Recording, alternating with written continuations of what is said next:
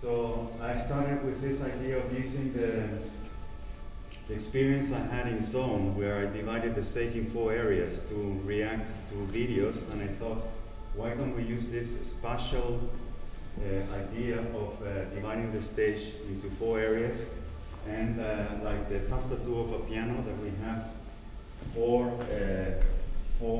notes, so to speak, and then to generate a polyphony. A polyphony is several melodies or sounds through counterpoint or through harmony creates a music.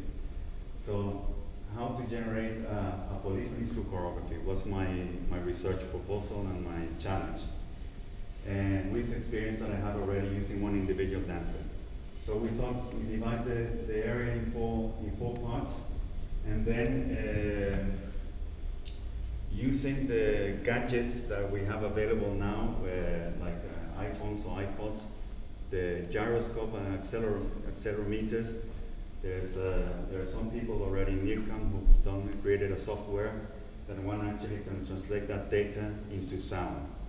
And Chris had a lot of experience with iPods because he did another piece with this, and it was a very cool idea that the dancer, you can actually record the small movement phrases, and the dancer itself bring another layer of melodies or sounds into the space, into this tastature. No? So if we think of as a piano, let's say we have 4 chords, and then the dancer brings the black ones on top of it. Yeah. But we have to be extremely careful with orchestration, so to speak, because we can't think anymore in terms of creating music. You know, this belongs to classical ballet or modern dance or pop. We have to think in terms now of generating texture. At least I do. For me, it's not interested now that I create a melody and we can sing to it, but just thinking of sound, and like in painting, you have a stroke, a gesture, that we can generate gestures of sounds. Yeah? I like to think of it in terms as if one is under the water, and one can push the water and you send the waves. You know, if you think in terms, substitute the water with sound waves. This is the vision that I had behind, how we could get this into something that is not overly chaotic. But this is the first step. It is very chaotic, what you're going to hear. But it's a beginning, you know, and then every choreographer is going to map this area, hotspots, how I call it, with different sounds, and you can create infinite compositions. But what's really determining for me, or fascinating, is the fact that really for the first time, a dancer himself is not dependent on the composer anymore. It's not dependent on the music, but he or she can actually feel that she is creating this soundscape. So now we're going to go directly into the demonstration, and we're going to show you first the 4 hotspots of sound which we have planned here. I've used for this sound material just concrete recordings of the city sounds, and I've used for the hotspots itself very manipulated recordings of wind sounds of nature. But they're very, very manipulated. Is there?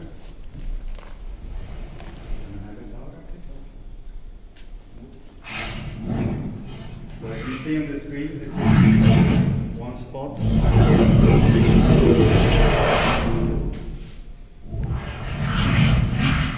This is the second note.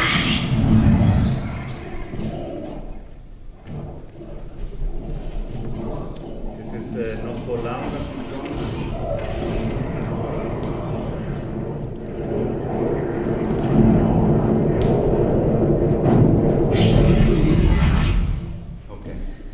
That's the idea behind it. Now we're going to bring another layer, another polyphonic layer into this area. If we turn up the volume of this meter, if you come please. Oh, it's already recorded. The session which we did before, so let's go into the explanation of this. So actually what you saw before is that there's a certain so-called position-based tracking, where actually the camera from above here is tracking. It's actually just one half image is reduced to the other, so the rest is actually motion energy, so it's like black and white pixels. And the location of the black and white pixels in the image are located. So actually a very simple mathematical transformation to measure movement and position. But it's only actually quantifying the movement. But what we're trying to do with this special software from IRCAM, it's in the Sound Institute in Paris, which developed a software called Gesture Follower. So there are two aspects of it. There's a gesture recognition algorithm in there to trigger the system to learn movements. So we let Onita now do 4 movements, which the system is loading in as a certain idea of gestural time-based behavior. And then there's another algorithm which we don't use here yet, but it's not something we wanted to come maybe later, maybe in the production next year.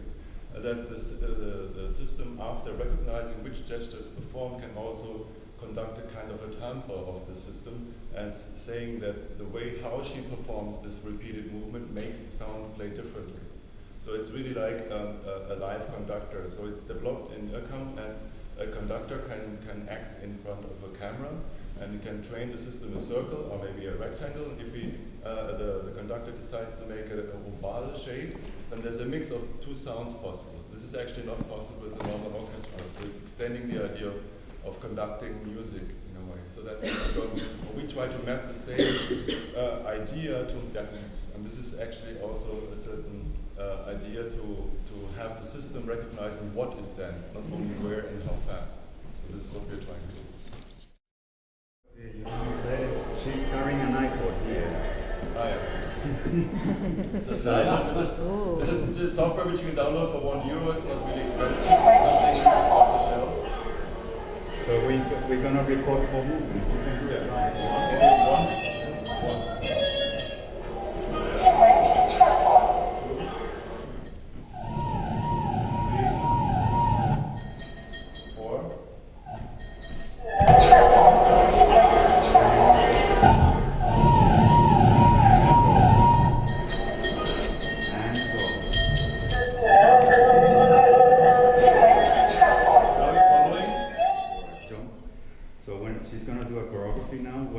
Jumps or does a similar movement, a turn, it's gonna send this sound out. So, and you're gonna see what type of composition is gonna come out of this mixture. So I guess we go. So just let you see now what the system sees. So fastest field means in which field she is going, and the system internally computes the maximum motion energy in each field. And it's very simple because she's alone, but actually if you have 2 persons there, it's very efficient actually just to have the system decide which sound is generated. Otherwise you have only sounds and chaotic sounds. So we have the motion data here. We have the rectangles, which you see also overlaid in the video here down here. Then the fastest field of motion. Here is recognized motion of the gesture, and these are the information of the measurements. Okay. So if we start Anita, from the center,